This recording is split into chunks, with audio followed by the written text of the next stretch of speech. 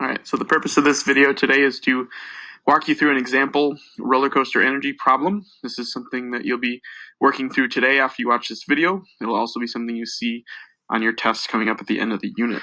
So today when you open up the assignment after watching this video, you're going to see a diagram that looks like this.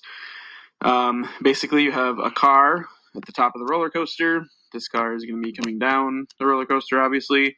It tells you that it's starting at a velocity of 0, and then it will obviously gain velocity as it comes down the hill at the beginning of the roller coaster. You're given a bunch of different information. You're given a height of 80 meters. That is the height at point A.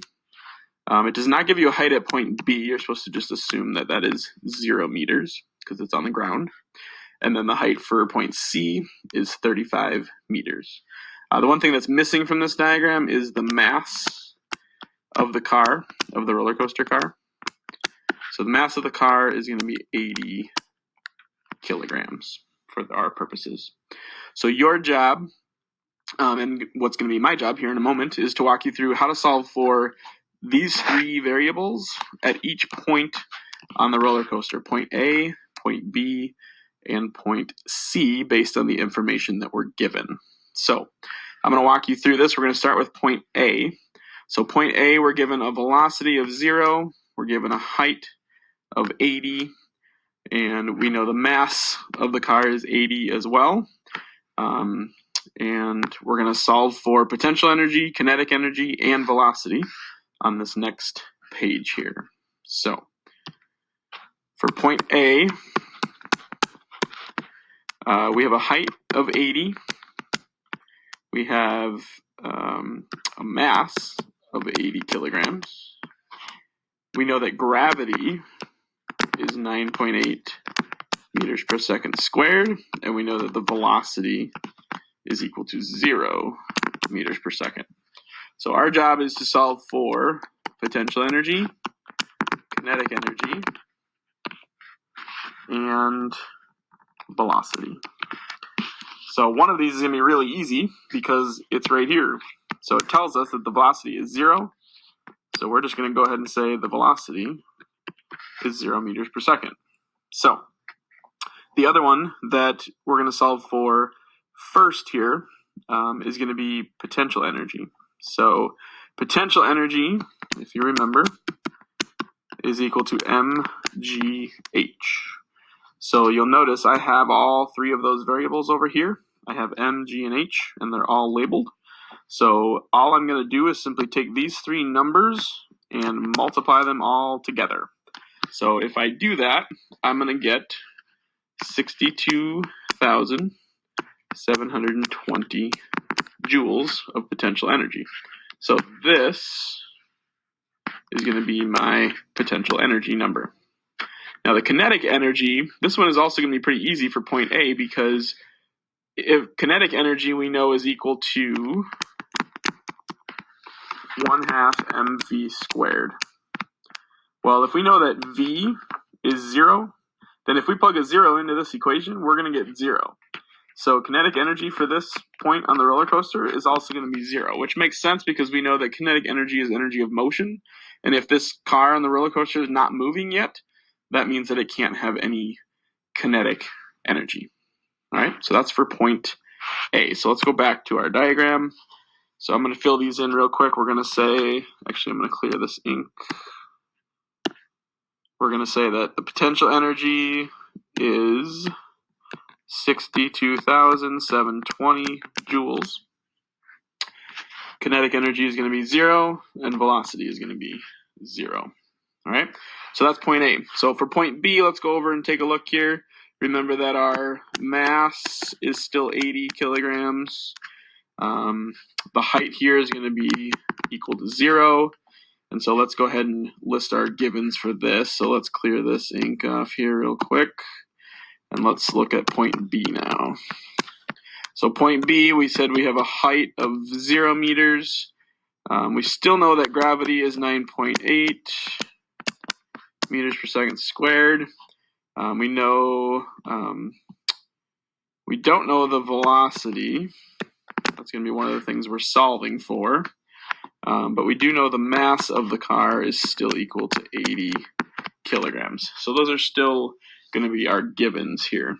So when it comes to solving for potential energy, kinetic energy, and velocity, we have to use a little bit of our conceptual knowledge here to solve for potential and kinetic. Because what we know is that this roller coaster is frictionless. That's probably one thing I forgot to tell you, is that this roller coaster does not have friction. So in order to abide by the law of conservation of energy, we need to have the same amount of energy total at all places on this roller coaster. So if we think about that for a moment, essentially what that's going to say is that's going to say that the kinetic energy, when it gets to that bottom of that first hill, should be the same as the potential energy that it had at the top. And here's the reason why. Potential energy involves height, right? We know that m, g, and h contribute to potential energy. So if h is 0, that means that potential energy is now 0, just like kinetic was before, okay?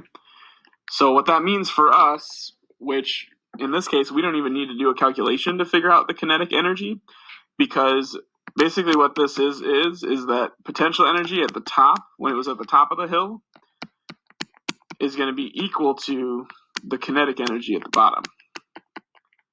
Because we know that the height is 0, so it doesn't have any potential energy anymore. It's all gone. It's all been converted to kinetic energy. So it's not gone, it's just been converted to a different form of energy. So the kinetic energy here is going to be equal to 62,720 joules, which you'll notice is the same number as the potential energy on the last slide that we worked through. Okay? Now for velocity, here's where you have to use one of the equations, and you'll have this equation on your test. But this equation looks like this. It's the kinetic energy equation. It's just rearranged to solve for velocity. So what this looks like is velocity is equal to 2ke divided by m, and it's equal to the square root of that. So velocity is equal to the square root of 2 times the kinetic energy divided by the mass. So if we do this calculation, we're going to take this number over here and plug it in for the kinetic energy. And then we're going to plug in 80 kilograms for the mass. And if we do this calculation, we punch this into your calculator. Don't forget to do the 2ke divided by m, but then also hit the square root button to get to the final answer. So make sure you do that. But if you do that, it's going to come out to 39.6 meters per second. And that's going to be your final answer for velocity. Okay? So let's go back to our other page here. And we'll fill in the potential energy as 0. We'll fill in the kinetic energy as 62,720 joules. And the velocity was 39.6 meters per second. All right. So now let's work on point C. This is going to be our last one. So point C, our height is 35 now. We can see that here. We don't know the velocity. We're going to figure that out. And basically, we're going to figure out potential, kinetic, and velocity for this one, okay? So this one gets a little bit more complicated because we got to figure out both. So let's clear the ink here. There we go. All right. So for point C, we know that the height is 35 meters. We know that gravity is still 9.8 meters per second squared. The mass is still 80 kilograms. We do also know that the total energy here on this roller coaster is 62,720. Let me show you how I know that. So if we look at point A and point B, if you add potential and kinetic energy together for both point A and point B, you'll notice you get the same number, right? Because you're adding 62,720 to 0 each time. So we know that the total energy, and I'm going to put this over here, we know that the total energy in this roller coaster is 62,720. So that's important because when we go to solve for point C, we're going to have partial kinetic energy and partial potential energy. So we're going to start by solving for potential energy, then we'll solve for kinetic, and then we'll figure out what the velocity is using that equation we used on the last question. Okay, so for potential energy, we're going to do mgh, right? Because we know that potential energy is equal to mgh. So I have all three of those numbers again right here. So I'm just going to take 35 meters times 9.8 meters per second times 80 kilograms. If I multiply all three of those numbers together, I'm going to get 27,000. Sorry, hold on a second. Let me erase that. There we go. 27,440 is what that comes out to. So 27,000, I didn't give myself enough room here. 440 is going to be your potential energy, and that's in joules. All right. I'm going to erase this real quick and move it over. All right. Okay. So let's put kinetic energy here, and let's put velocity here. Give myself a little bit more space there. And maybe we can do the same thing here, just so that we're not confused. All right. So here, we're going to say, whoops, sorry, that should be a P. Potential energy should be 27,440 joules. And the kinetic energy, the way we're going to figure that out, because we don't know the velocity yet, and we need the kinetic energy to figure out the velocity. So that's where students tend to get a little tripped up with these questions is, well, how am I supposed to solve for kinetic energy if I don't have velocity? And then how am I supposed to solve for velocity if I don't have kinetic energy? So here's where you have to apply the conservation of energy concept. We know that the total energy is this number right here. If potential is this, then that means that the rest of it has to be kinetic.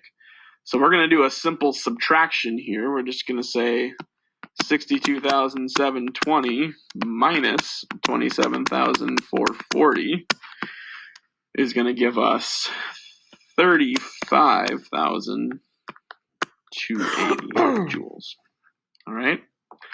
So that's what that looks like. That's how we figure out the kinetic energy. We take the total minus the potential, and the rest of it is kinetic. Now to solve for velocity, we're going to use that velocity equation again here.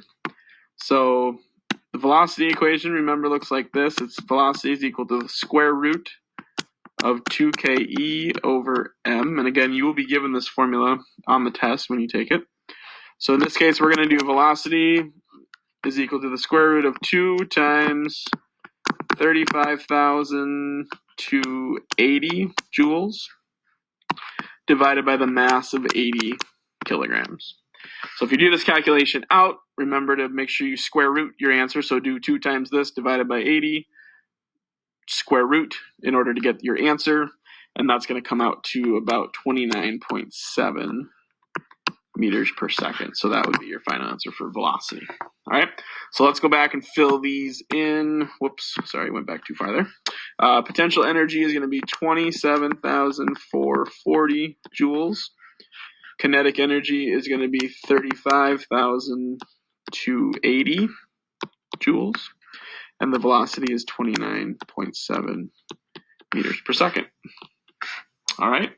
So that is how you go about working through a problem like this. The one you're going to work through right when you're done watching this video is very, very similar. In fact, the diagram is identical. The only difference being that the mass of the car is going to be different. So your numbers are going to come out different, obviously, because of the mass. But other than that, it is the exact same problem. So good luck. Reach out to us if you have questions.